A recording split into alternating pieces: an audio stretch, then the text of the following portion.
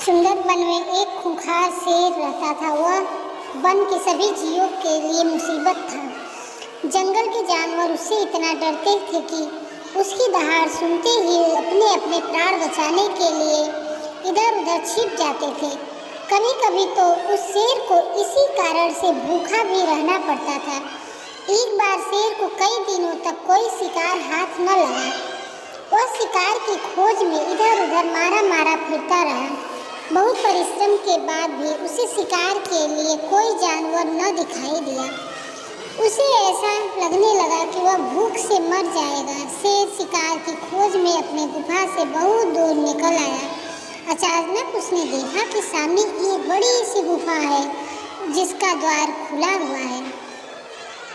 गुफा देखकर शेर के मन में विचार आया कि जरूर इस गुफा में कोई न कोई जानवर रहता होगा। इसके भीतर चलकर देखना चाहिए।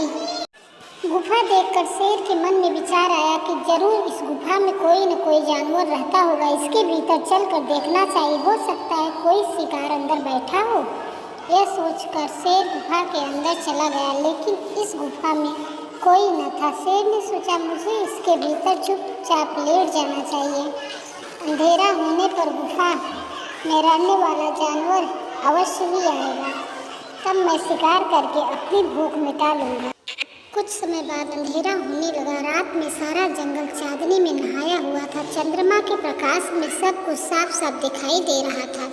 जिस गुफा में शेर घुसा था वह एक लोमड़ी की थी। लोमड़ी अन्य जानवरों की अपेक्षा तीव्र बुद्धिमान मानी जाती थी। रात होने पर लोमड़ी अपनी गुफा की ओर लौट रही थी। वह शीतल चांदनी का आनंद लेते हुए धीरे धीरे चल रही थी। अचानक उसकी दृष्टि धरती पर बने हुए कुछ पद चिन्हों पर पड़ी।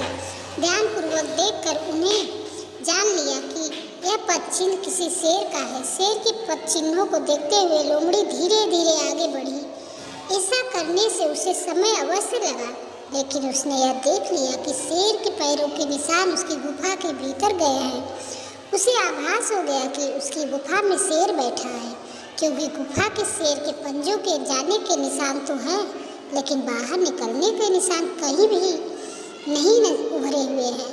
लोमड़ी ने ठंडे दिमाग से सोचा और शेर के पंजों के निशानों की पुनः बारीकी से छानबीन की, लेकिन शेर के गुफा से बाहर आने के निशान उसे न मिले। उसे विश्वास हो गया कि शेर अभी तक गुफा के अंदर ही है, जो कि अंदर जाते ही उस पर हमला कर देगा। शेर अंदर है या नहीं, उसको पक्के तौर पर जानने के लिए लोमड़ी ने एक योजना बनाई। वह गुफा की तरफ मुँह करके ऊंची आवाज में बोली, कहिए गुफा जी, सब ठीक ठाक तो है? क्या मैं रात बिताने के लिए आपके भीतर आ जा सकती हूँ? शेर गुफा के अंदर ही था, लेकिन वह चुप रहा। लेकिन वह लोमड़ी के भीतर आने की प्रतीक्षा कर रहा था। लोमड़ी ने एक बार पुनः प्रश्न को दोहराया, गुफा, ओ मेरी प्यारी गुफा, आज आप चुप क्यों हो? मुझे बताती क्यों नहीं कि मैं भीतर आऊँ या कि ना आऊँ? पहले तो कभी भी आप इस तरह शांत न रहती थी। एक बार के प्रश्न में ही आप उत्तर दे देती थी। आज आपको क्या हो गया है? जब तक आप मुझसे अंदर आने के लिए न कहोगी, तब तक मैं भीतर नहीं आऊँगी। लोमड़ी की बातों को सुनकर शेर असमंजस में पड़ गया। वह यह सोच नहीं पा रहा था कि अब क्या करे।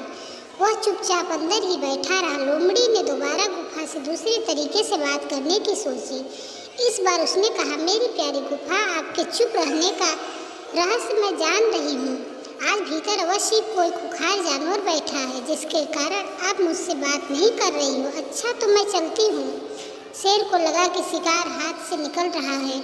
उसने सोचा कि जरूर यह गुफा लोमड़ी से बात करती होगी। मेरे डर के मारे गुफा आज लोमड़ी से बात नहीं कर रही है। चलो, गुफा की तरफ से मैं ही बोलता हूँ।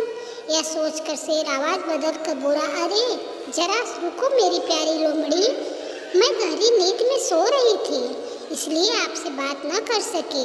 अंदर सब ठीक है, आप बिना भय और संदेह के अंदर चली आओ। लोमड़ी की चाल सफल हुई। वह पहचान गई कि गुफा के अंदर से आने वाली आवाज़ शेर की है। उसे पूरा विश्वास हो गया कि शेर अभी तक गुफा के अंदर भीतर ही बैठा है। जैसे ही एक शेर कभी घास नहीं खाता, उसी तरह गुफा कभी बोल नहीं सकती। बुजुर्ग, आप आराम से रात भर मेरी गुफा में रहे। शुभ रात्रि। यह कहकर लोमड़ी अपने प्राण बचाने के लिए सिर पर पाँव रखकर वहाँ से भाग निकली।